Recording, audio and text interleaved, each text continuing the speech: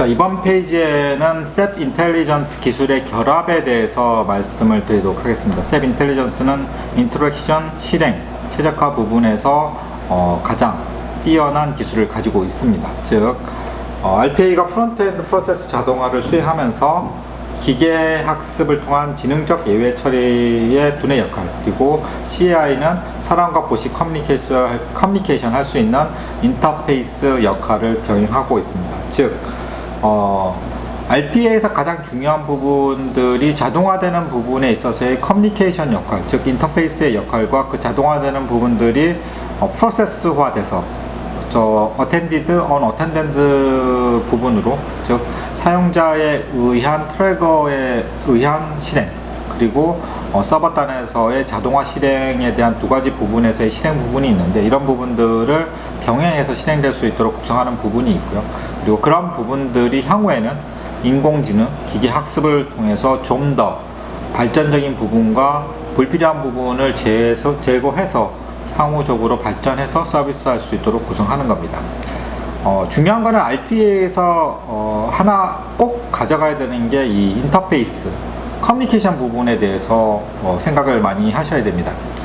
보통 이제 RPA를 하면 업무적으로 고객과의 대화에서 챗봇이라는 얘기가 많이 나옵니다. 즉, 보통 우리가 콜센터나 대외 서비스를 할 때 자동적으로 중복된 내용에 대해서는 로봇이 자동화해서 서비스하는 부분들을 RPA 사례로 많이 채용하고 활용하는 게 많습니다.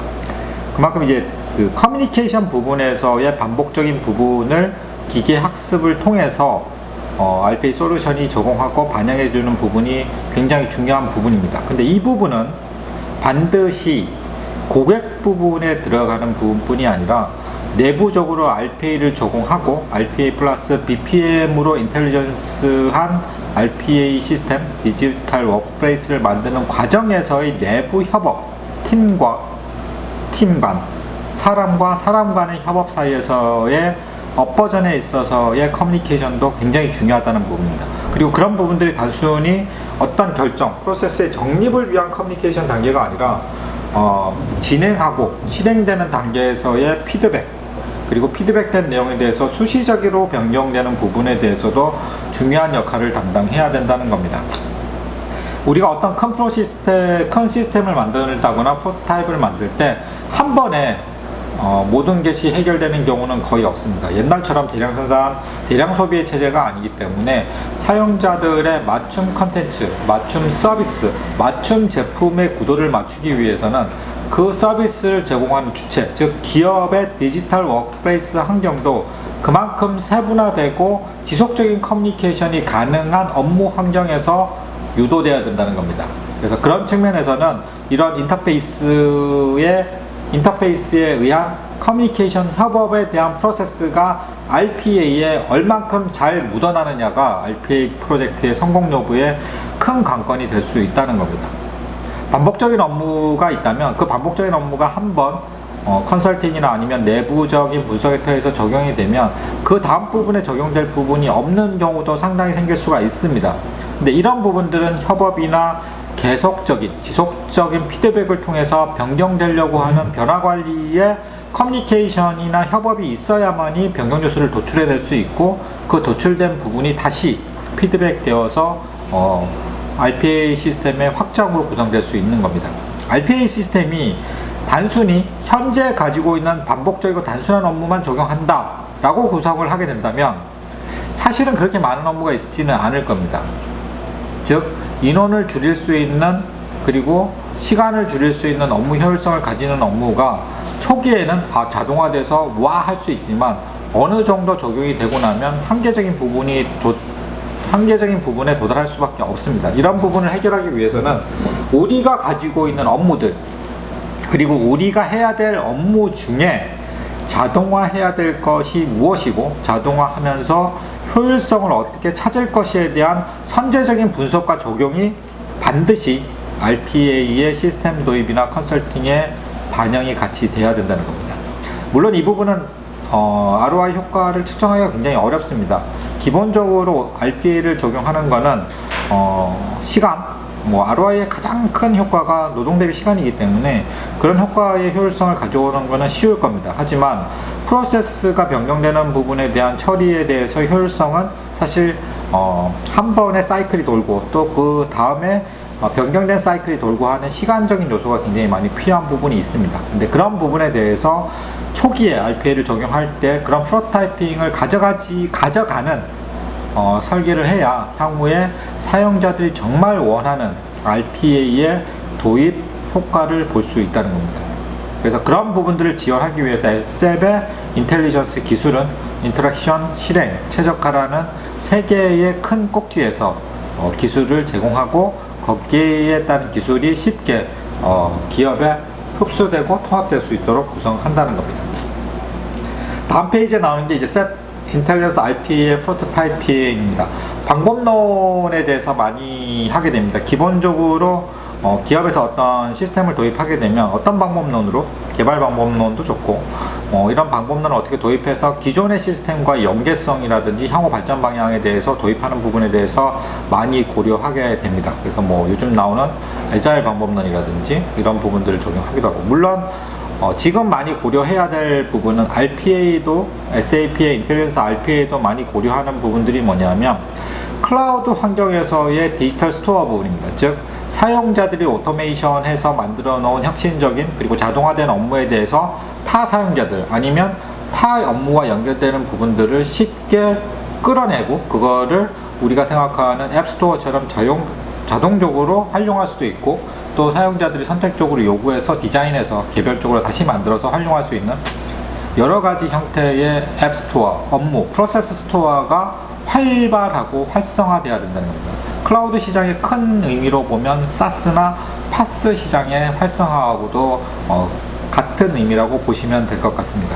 그리고 그런 시스템이 개발적인 측면에서의 데브옵스와도 연계돼서 발전해 나가야 될 것입니다. 즉 클라우드의 스토어,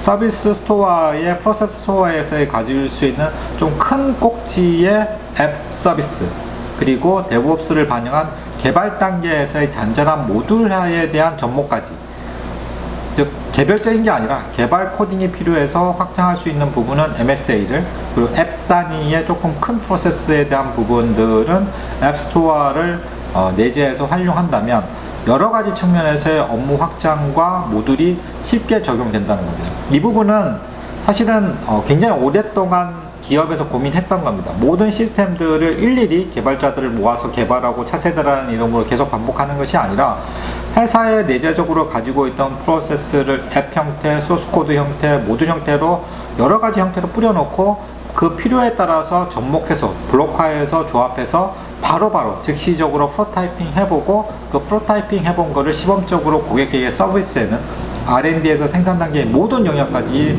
프로타이핑하고 반영할 수 있는 부분들을 진행하고자 하는 겁니다.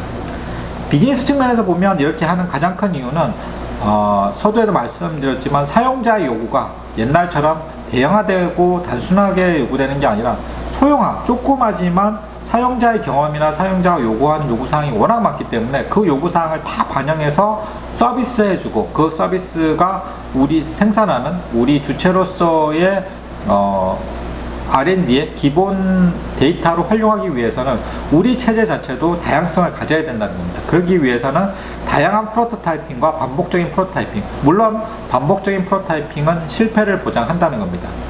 즉 R&D나 생산이나 영업이나 마케팅에서 했던 여러 가지 시도들이 한 방에 성공하는 경우는 지금은 거의 없습니다. 시도해보고 반응을 보고 반응이 피드백돼서 얼마의 효과를 가지고 오느냐에 대해서 지속적으로 발전해 나가는 겁니다.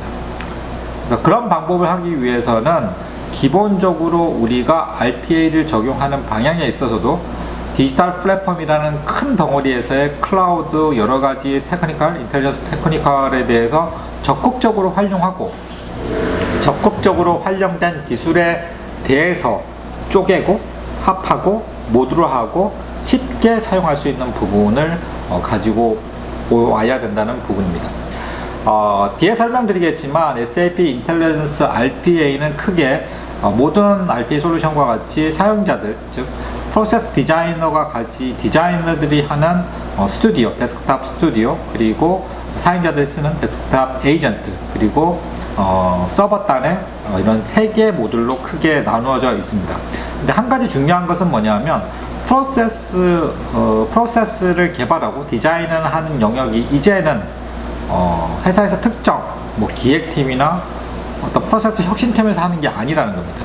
즉 이제는 기업에서의 업무 진행자는 즉 생산자의 역할과 소비자의 역할을 같이 한다는 겁니다. 컨텐츠, 지금의 대외 컨텐츠가 생산자이면서도 소비자의 역할을 같이 하듯이 회사에서 조직 내에서의 업무 프로세스를 개선하는 주체도 내가 단순히 업무 서비스, 효율화된 RPA 시스템을 에이전트 개념으로 이용하는 주체이기도 하지만 그 에이전트를 잘 활용한다든지 새로운 업무에 대해서 내가 다시 개발하는 디지털 워크플레이스를 개발하는 디자이너, 프로세스 디자인의 역할도 한다는 겁니다. 즉 프로세스 개념에서의 오토메이션에 있어서는 내가 그 프로세스를 생산하고 또 소비하는, 소비와 생산의 주체 두 개의 부분에 대해서 동일된 임무를 가지고 업무 혁신에 참여해야만 RPA가 근본적으로 성공할 수 있는 기본이라 할 수 있습니다. 지금까지 설명드린 내용은 SAP 인텔리전스 RPA가 기술적으로 인텔리전스 플랫폼, 그러니까 다양한 디지털 플랫폼과 인텔리전스 스윗을 바탕으로 한, 사용자 경험을 바탕으로 한 여러 가지 큰 기술들, 빅데이터나 인공지능이나 뭐 이런 현실에서 얘기되고 있는 모든 최신 기술을 적용해서 잘 적용된다는 겁니다. 대신 기업의 주체들이 서비스 개발이나 활용해서 좀 더 효율적으로 프로세스를 자동화하고 그 자동화에 있어서는 생산자이면서도 소비자라는, 즉 프로세스를 디자인하면서도 또 협업해서 새로운 부분을 피드백하는 소비자이면서도의 주체로서의 역할을 양면적으로 다 수행하면서 변화관리를 이끌어내야 된다. 즉 RPA는 기본적으로 오토메이션을 하기 위해 디자이너들이 만들어 오는 거를 데스크탑 에이전트라는 개념으로 활용하는 데 그쳐서는 안 된다는 겁니다. 제가 그 기술, 그 데스크탑 에이전트의 다양한 오토메이션 된 업무에 대해서 활용도 하지만 그 오토메이션 된 업무에 대해서 새롭게 피드백된 내용에 대해서 다시 업무 설계를 할 수 있는 업무 디자이너 역할을 해야 되는 부분도 있다는 것입니다. 즉 RPA는 계속해서 말씀드리지만 단순히 오토메이션 된 기술의 적용뿐만 아니라 오토메이션 된 부분들의 변화 관리를 위한 지속성이 보장된 프로세스 설계를 기반적으로 하고 시스템 반영이 이루어져야 된다는 겁니다. 그래서 그런 부분들이 디지털 워크플레이스로 구성이 되어 솔루션이 활용되어야만이 우리가 기존에 범했던 오류들, 즉 많은 기업들이 회자하고 있는 BPM이라든지 포탈이라든지 이런 조금 근시적인 서비스, 이 시스템들에 대한 부분이나 이런 BPM이나 포탈에 대한 개념이 적어서 활용도가 떨어지는 게 아닙니다. 기본적으로 그런 활용을 하기 위한 기업 문화나 변화 관리의 프로세스가 우리의 기업 문화와 조금 맞지 않았고, 더 중요한 거는 그런 비즈니스 프로세스들에 대해서 적용할 수 있는 업무적인 환경이 디지털 워크플레이스에 잘 적용되어야 함에도 불구하고 그런 변화 관리나 협업에 대한 부분이 부족했던 부분이 더 크다는 부분입니다. 다음 시간에는 저희가 기본적으로 SAP의 인텔리전스 RPA의 기술적인 부분, 그리고 SAP 인텔리전스 RPA가 가지고 있는 제품의 특성을 중심으로 데모와 설명을 드리도록 할 겁니다. 하지만 오늘 꼭 설명해서 이해하셔야 되는 부분은 솔루션이 가지고 있는 장점보다 더 중요한 것은 기본적으로 RPA를 해서 우리가 가져야 될 혁신의 도구로서의 오토메이션, 프로세스 오토메이션으로서의 효과에 대한 부분들이 지속적인 변화 관리와 피드백을 이루기 위해서는 그런 여러 가지 형태의 사업 주체들, 팀, 개인이 업무를 프로세스를 생산하고 소비하는 주체로서의 업무 환경이 좀 더 다양하고 그 부분도 사용자 경험이기 때문에 서비스를 하는 우리 주체들의 환경, 디지털 워크플레이스 환경도 먼저 고려되어서 개발되어야 한다는 것입니다. 이런 부분에 대해서는 조금 깊이 있는 컨설팅 시간을 가지고 다시 한번 RPA가 어떤 부분에서 BPM 부분의 프로세스와 통합되고 또 오토메이션 부분과 프로세스 개선의 부분의 확장이 어떤 부분에 포커스를 맞춰야 되는지는 시간을 가지고 다시 한번 강의를 해드리도록 하겠습니다. 그럼 이번에 강의 시간은 RPA의 기본적인 적용 방안에 대해서 설명한 것으로 해서 마감하도록 하겠습니다. 감사합니다.